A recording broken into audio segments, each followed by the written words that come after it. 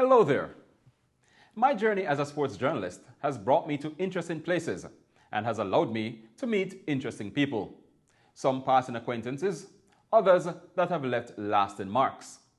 One that has made such a mark is, or was, boxer O'Neal Bell. Born in Jamaica, but like so many, plied his trade overseas. Bell moved to the United States at age 8 and eventually ended up donning the gloves, a journey that took him to the very pinnacle of the sport of boxing.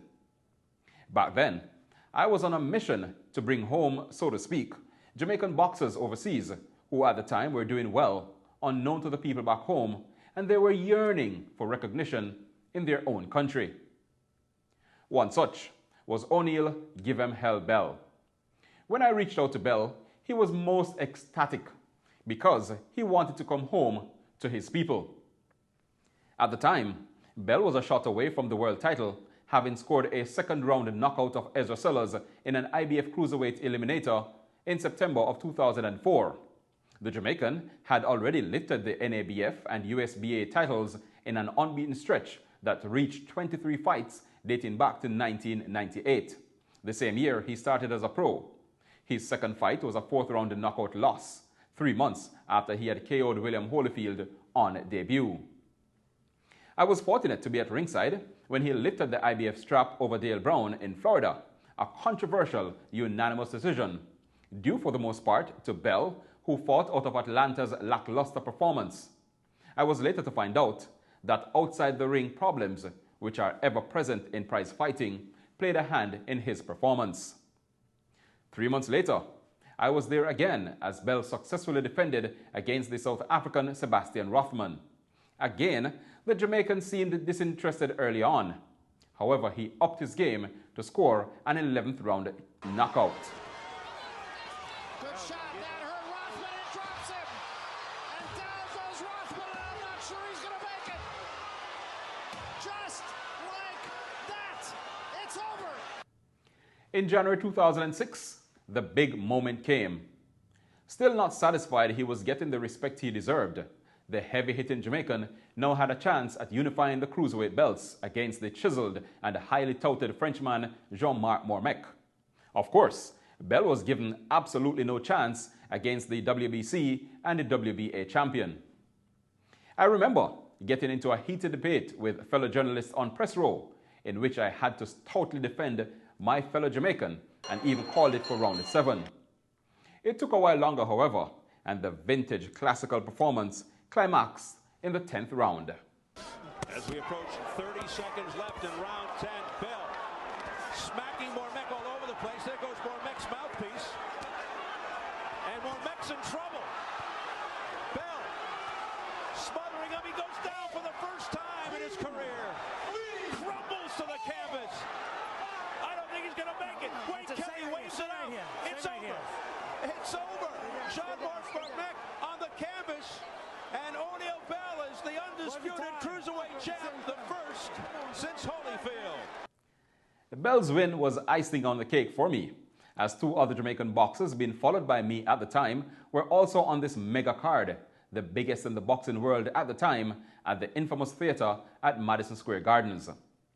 Bell was on top of the world, and one would think that that in itself would bring the big R, respect. Maybe elsewhere, but not necessarily so in boxing. The forthcoming offers, according to Give 'em Hell, who by now had transformed to Supernova, were an insult. Of such, his interest waned. This resulted in him being stripped of the IBF belt.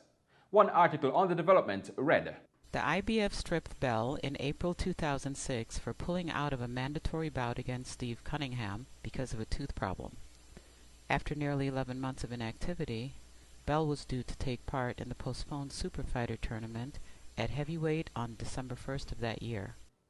After 11 months out of the ring, Supernova decided on a trip to Mormec's backyard for a rematch, with the WBA and WBC belts on the line.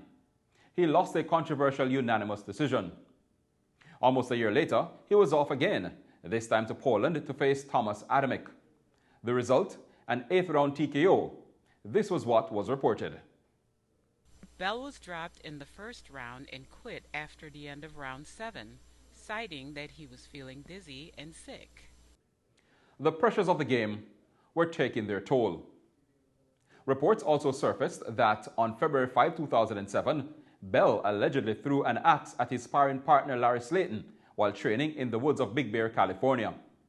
He was subsequently arrested on the count of assault with a deadly weapon. According to ESPN's Wednesday Night Fights, on August 8, 2007, Bell, who was originally scheduled to appear, could not be reached.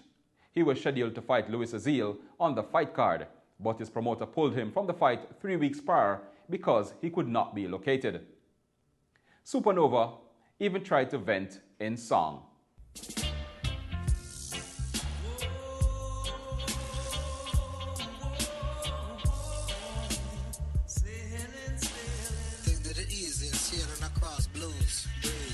Whatever you want, spit it out the back, the shot baton.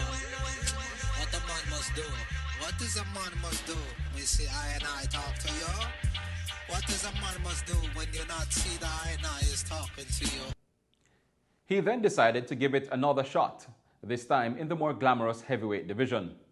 However, before getting back into the game, Bell decided to reconnect with his roots.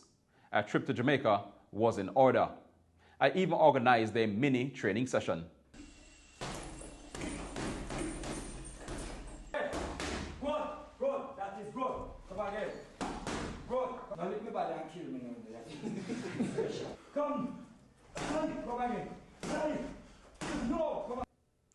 Then we sat down to have a chat. I mean, I'm not doing here to waste my time. It looks good. It's not necessary vacation. It's a learning experience.